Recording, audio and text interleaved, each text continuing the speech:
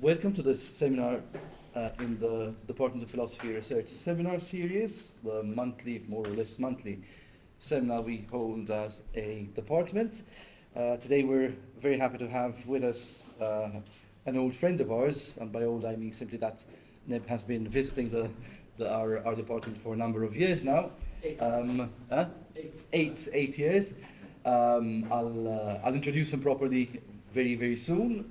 But just a bit of housekeeping things, announcements, which I'll then repeat very quickly at the end. First of all, the Students' Philosophy Society will be organizing a reading group tomorrow in the series of reading groups around manifestos. Tomorrow's reading group will be on the Accelerationist Manifesto at 5:30. The room number is VC101, that is at the IT Services building, and the reading group tomorrow will be led by Francois Zamit. A welcome also to students who are visiting from Barking and Dagenham College in London, so welcome to the department, the university. And the third announcement is that the next seminar will be on the 13th of March. Professor Tomasz Nežešlejba from the Czech Republic will be speaking about panpsychism in Renaissance philosophy. More about that on our Facebook page, Philosophy at UM, and on our social media. So, to get to today's seminar on reverse adaptation in the philosophy of technology, as I said, it's really a pleasure to welcome once again Professor Neb Kujundzic from the University of Prince Edward Island. As I said, a regular visitor to Malta. Neb studied philosophy and literature at the University of Sarajevo in the former Yugoslavia. And then earned his PhD at the University of Waterloo in Ontario, Canada. He taught at a number of universities, and since when? Since where have you been at Prince Edward Island? 1997. 1997 at Prince Edward Island, and since 2019 he has also been an affiliate professor here at our department as well. His research interests are really broad in the field of contemporary philosophy, philosophy of technology, philosophy of language, and metaphysics. He served as the chair of the Department of Philosophy at Prince Edward Island, a member of the Board of Governors, and also Dean of the Faculty of Arts at Prince Edward Island, probably for his sins, but yeah, admin is also part of that. But today he's going to be speaking to us about a subject that is really close to his interest. So without much further ado, I'll just very happily pass on the floor to Neb. Thank you. Thank you so much, Jean-Paul. Can people hear me? Is this working okay? Yes, I hear you. Great. Welcome, everybody. Good afternoon. Thank you for the introduction, Jean-Paul. Thank you for all the colleagues and people at the University of Malta. I'm happy and honored to be here every time. And I am going to try to keep my remarks roughly to, let's say, half an hour. You know, in my experience, I find that it's very difficult to hold anyone's attention for a longer period of time. I've been teaching for 30 years plus, so I know exactly how this works. So I would much rather shorten my talk and lengthen the discussion period, because I'm hoping there'll be plenty of questions and interventions from people. Right, so more on this paper. This is something very unusual for me. In the past, I have collaborated with many people, probably half a dozen, and I'm hoping to collaborate with some present in this room in the near future. However, it was always philosophers. And this is the first time that I am collaborating with engineers. So 3 engineers, 2 of them are my colleagues from my university, University of Prince Edward Island. and their names are Stephanie Shaw and Grant Mikulski. And the third colleague, the third engineer, is his name is Scott Fleming, and he is at Dalhousie University, which is in the Atlantic region. It's about 300 kilometers from Charlottetown, where my university is.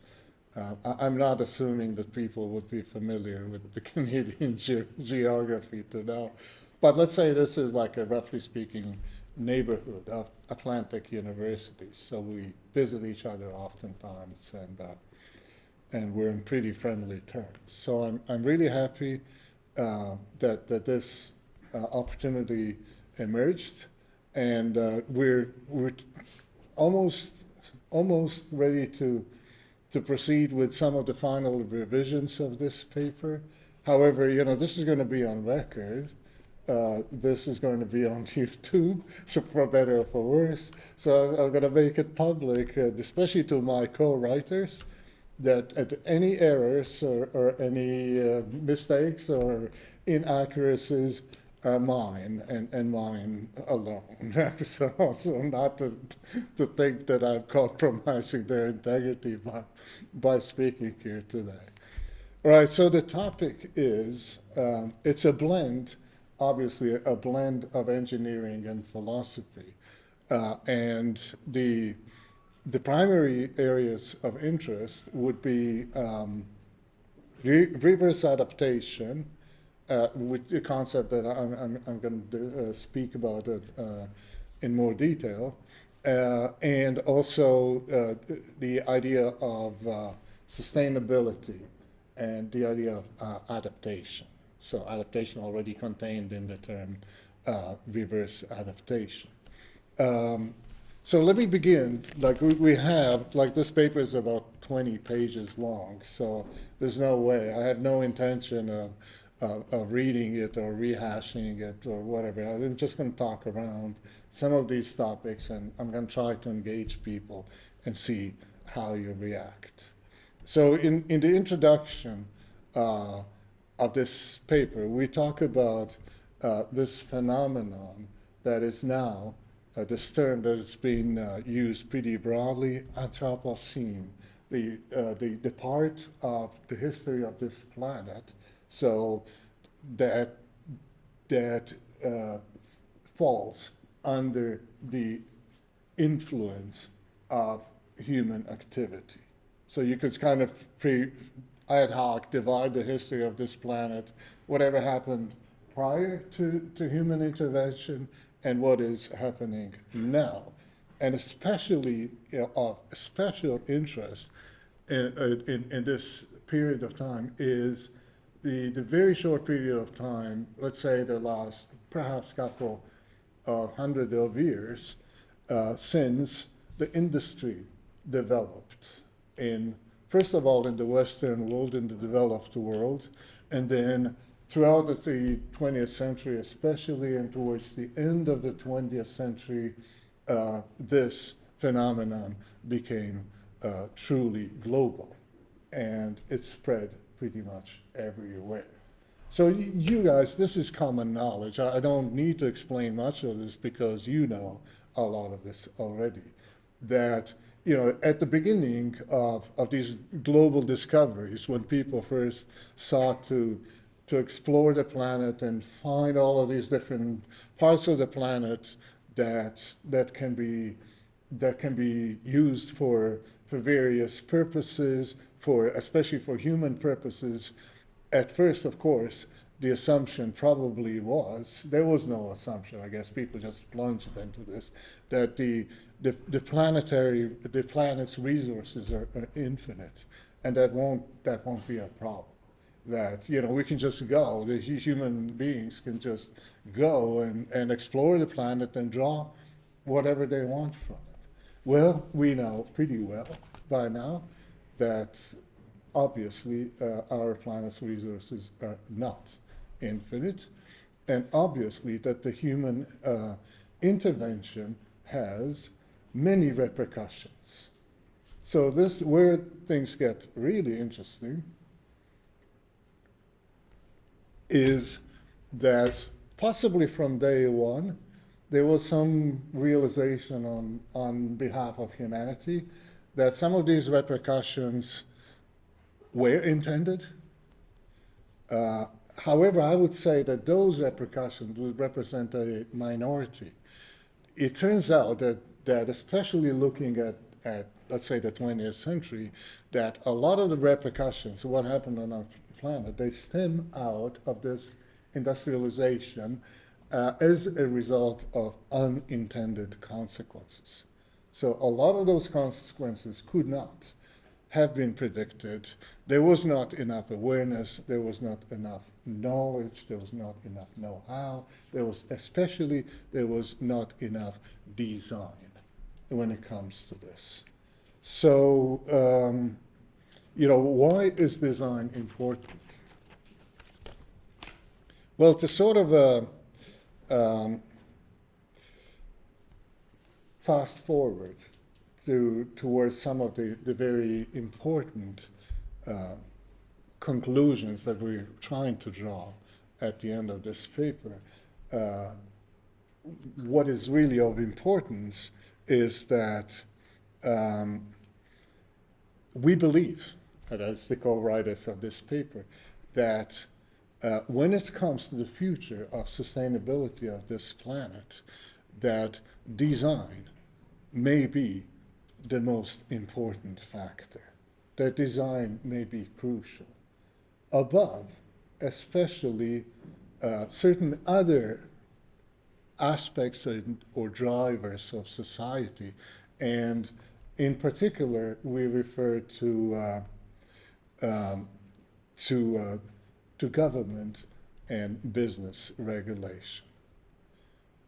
Since government and business regulation prove and have proven already that they have their limitations, they have their biases, and they depend on a lot of volatility, a lot of aspects that are equally unpredictable and perhaps even more unpredictable than technology.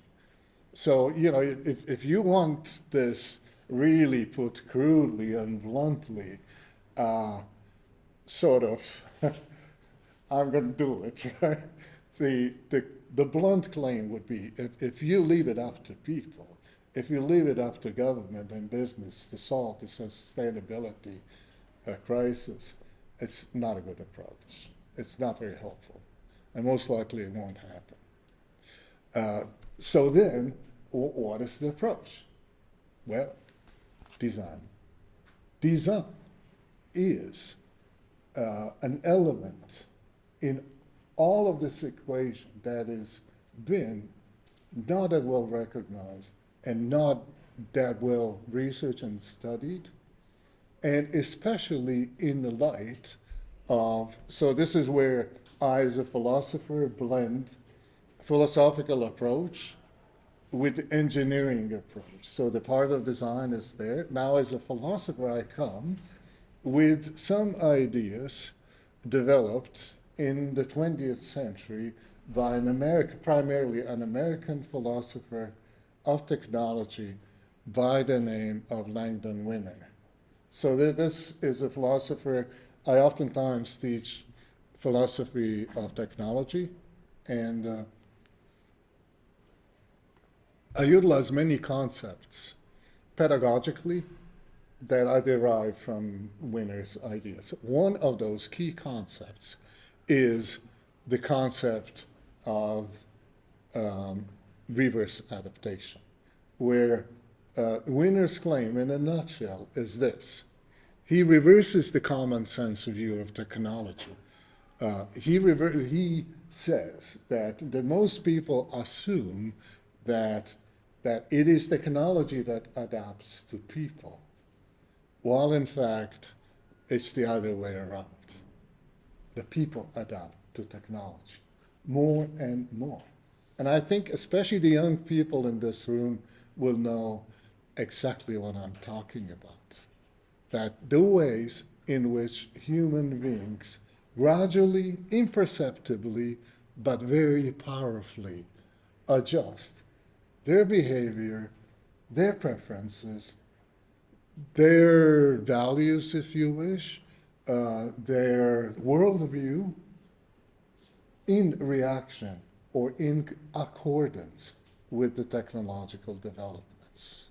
So we can debate some of this if you wish later on, because this is, of course, so broad.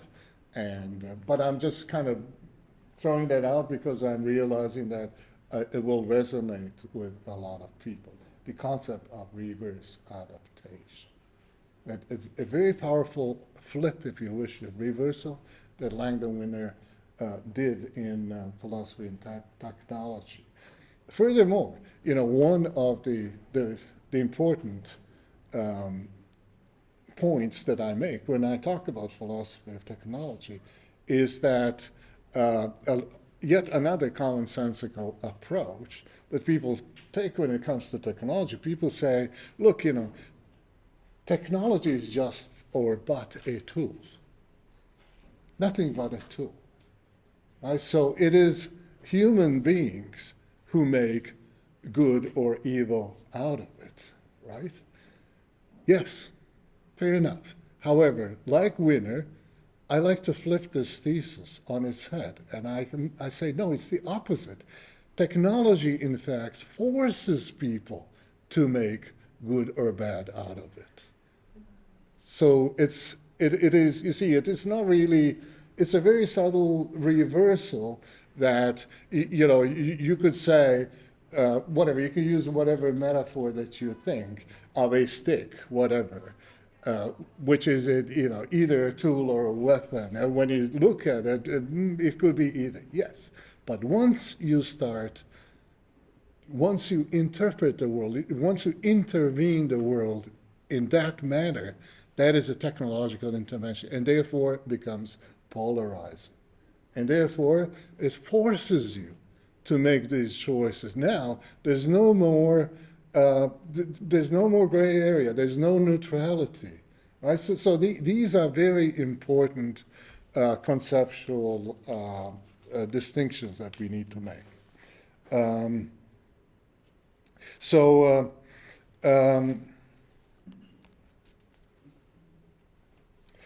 Let me also, I'm going to have to use the notes here just to kind of point out how is it that we're looking, the co-writers, how we're looking at technology. So we're going through some of these characteristics of technology. And of course, this is not carved in stone. Of course, it's just ad hoc. What we're saying, you will be familiar with most of these things anyway. One, we say that technology oftentimes, I already addressed this, it masquerades itself as neutral.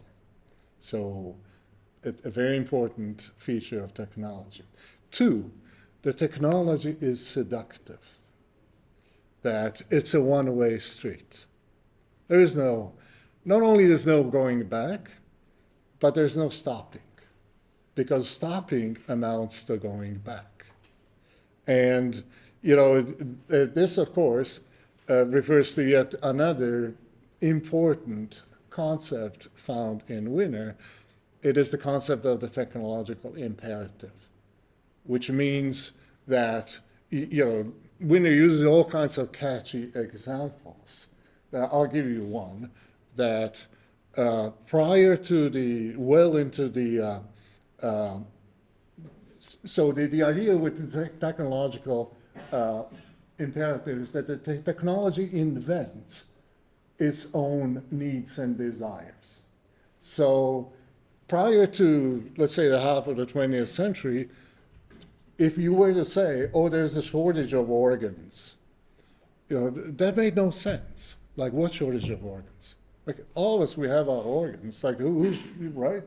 However, once surgery becomes an option, and once sophisticated ways of transplanting organs becomes an option, that's a technological imperative.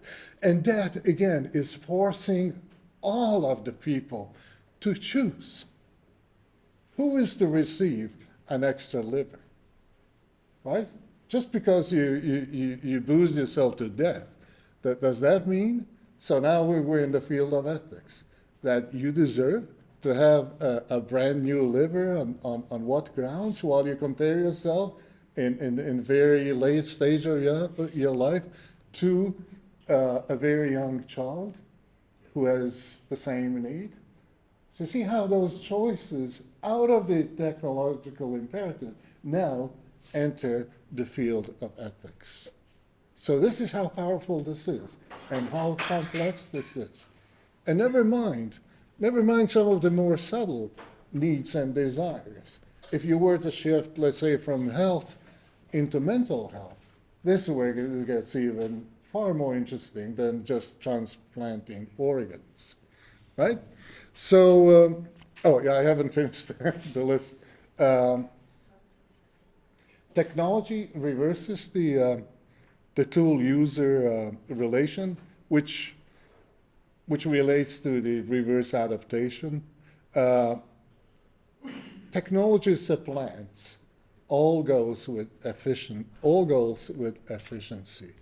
So this is where kind of what is going on in design needs to address what is potentially going on in design, needs to ideally capture a lot of these characteristics and address it, especially in light in which reverse adaptation may be used by designers to intricately and subtly start improving and perhaps ideally solving some of the sustainability issues that the humanity is facing.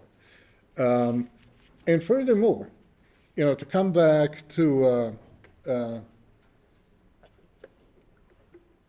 earlier discussion that I had of government policy and business regulations, all of those things have in mind, I have a graph here, and I can show it to you later on, what is represented as a Mickey Mouse model. So you know how Mickey Mouse looks like. So there's his head and there's two ears on top. So the head is typically, traditionally, captured or conceptualized as the economy. So the economy is independent. Coming back to efficiency and many other features of technology. It works on its own, it cannot be touched, it's integral. And like the two ears on the head, there is society and there's the environment.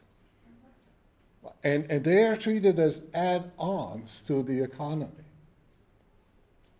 And the argument that we're complying with is that model is never going to work. It is going to have to transform itself into more what is called the bullseyes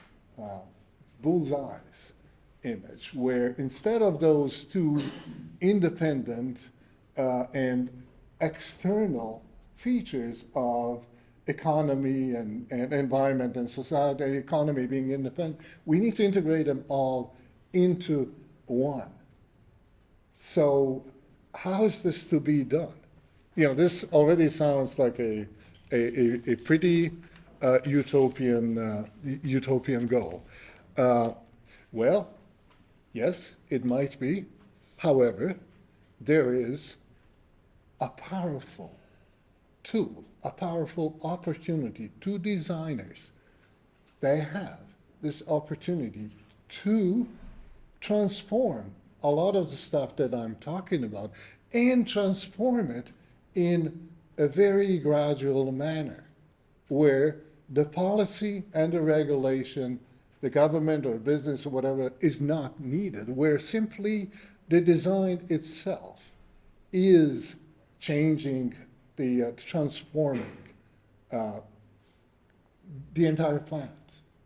So, one example that we use, and I am actually soliciting examples too, because it would be good to have a multiple sources of examples where how would reverse adaptation work. So the idea here is that if the design is set cleverly, if within an eye towards intended and unintended consequences uh,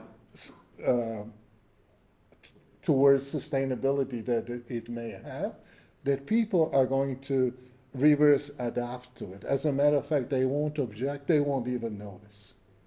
So the example that we have is of LED lights, where what happened was, this is the kind of light, the more technical term for this is light emitting diodes. That's what LED. And some of my colleagues, some of the engineers have already worked in this field and have some experience. This is how we landed on this idea. And so what they know and what they explain, there is research, there's empirical research on this, that at first, reverse adaptation to this implementation of this product was not easy. In fact, people did not want to reverse adapt. Why? Because they had an early aversion towards LED lights. People would say, oh, I don't like this new stuff. It's cold. It's unseemly. It's not as good as a bulb. I like the old-fashioned bulb. However, guess what? Clever design can, in fact, emulate all of those things of the old light bulb. And it can make it warmer, it can make it resemble an old bulb, and so on and so forth. The idea here is that if you're thinking in terms of sustainability, that one small, seemingly imperceptible change has yielded tremendous savings in energy. So in Ontario, there is this sort of smallish, mid-sized city that is called Guelph, west of Toronto, where I have some numbers here and some stats where the township there invested in replacement 13,000 of all of the municipal lights, office buildings, street lights, all of it was replaced without any resistance, without any policy, without any problems. So this was pretty smooth. The savings in that regard turned out to be colossal because these things compound and pile up. And when you look at the bigger picture, when you kind of scale up, possibly, some of these modifications and inventions, you get a picture of how a seemingly, so you'll say, so what, lights or LED or whatnot. Well, look at this as an example and look and think of the principle of, in fact, who has the power? Who really has the power to transform the world that we live in? And in my mind, the more I think about this, not politicians, I don't think, not government policies, not business leaders. I think, what many of them demonstrate are unfortunately biases. You're familiar with recent phenomena of super wealthy people, business leader, exhibiting some of the worst in humanity. Selfishness, greed, inconsiderate behavior towards others and the future of the planet, climate change denial, and all of those things. So if it was left up to them, it's not hard to imagine where the planet would be going. So, to come back to this, so sort of, I'm going to read you the conclusion.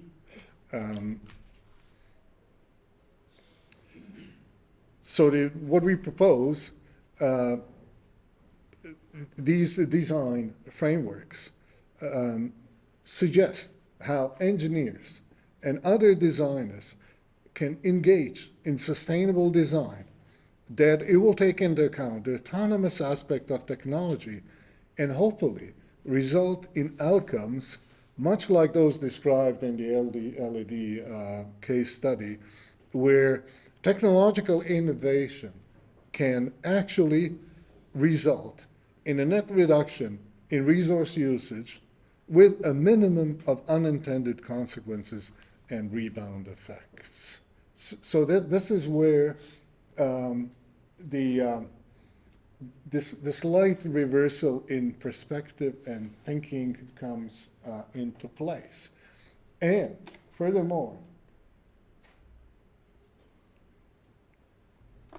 this kind of thinking, I think it has a special pedagogical value, because especially in the case of training those who are going to be future designers.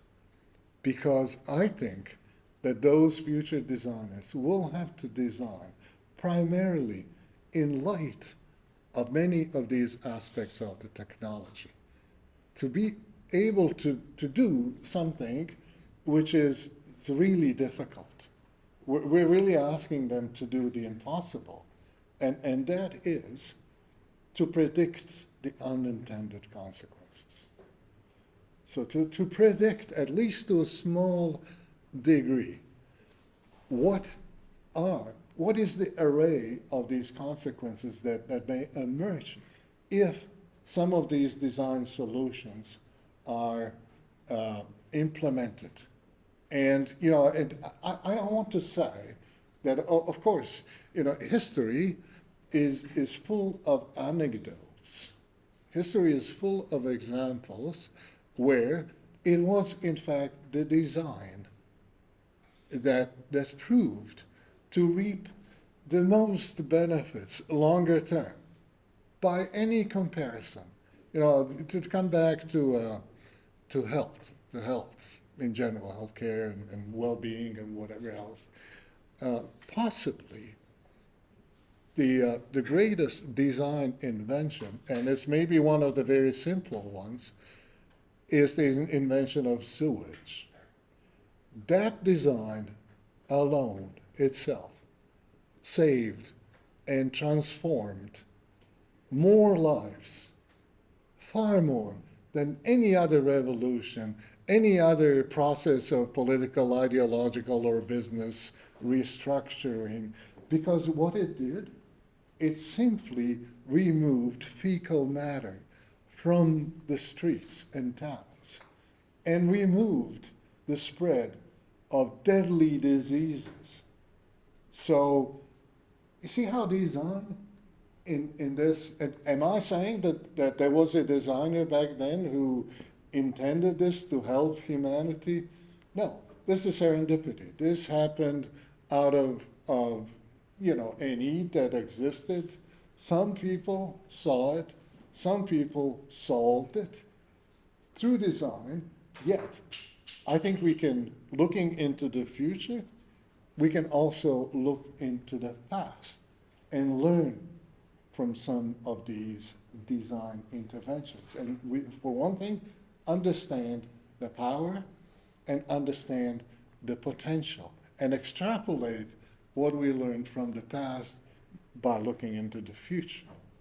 So this is what I'm hoping to come back to a point I started making, that I think, if this paper resonates in any shape or form, that it would arrive somehow to some of the engineering or design pedagogy, where some of these motivations some of the projections, some of the creativity of humanity will connect with technology and will guide those who design. So every time when they sit and design, so they should ask themselves, oh, how is this design? How is this optimizing the energy? How is this optimizing the environment? How is this helping humanity? Right? How does this have? What kind of repercussions does this? And I'll give you one small example. There was an inventor back in the 20th century by the name of Nikola Tesla, who had some of these, I would say, a genius. So he's the one who in more or less invented alternating current for electricity. So this is an example, perhaps, of reverse adaptation too. Because, AC/DC, DC was used with a huge loss of energy. Now, had humanity remained with DC, it would have cost a lot, and it would have diminished the capability of transferring energy at long distances and all of this. Think of the loss. Think of the waste of energy. So, was it hard for humanity to switch from DC to AC? No, nobody even knew, right? But this is a genius intervention. However, he did not stop at this either. He had a premonition. He had an idea, an early idea, to use the surface of our planet, in fact, as a conduit for energy. And of course, this idea went nowhere. And I can speculate about a couple of reasons why, especially a whole bunch of businesses had no interest in not selling energy at high prices. Like, just think about where would that lead, Mickey Mouse, whatever the economy itself is, the primary sphere, and everything else is kind of an add-on to that. So some of these, I think humanity will eventually circle back to some of the ideas, including this one that I just illustrated. When, I don't know, possibly in the near future, among other solutions. Once some of the other potential is merged with all of this, including artificial intelligence, which I'm not saying will take over, but at least will assist humanity. Think of the computational power if you ask, say, a quantum computer in the near future, give me all of the unintended consequences of X, Y, and Z. And let's see. Let's just assess where they're leading. Right? So all of those things put together brings me back to the very simple basic thesis, and that is that reverse adaptation is a powerful tool for designers. It is there. It is far superior to government policy and business regulation, and especially those who study design and engineering should care about this and should develop skills in order to assist humanity in saving our planet in the near future. Thank you very much.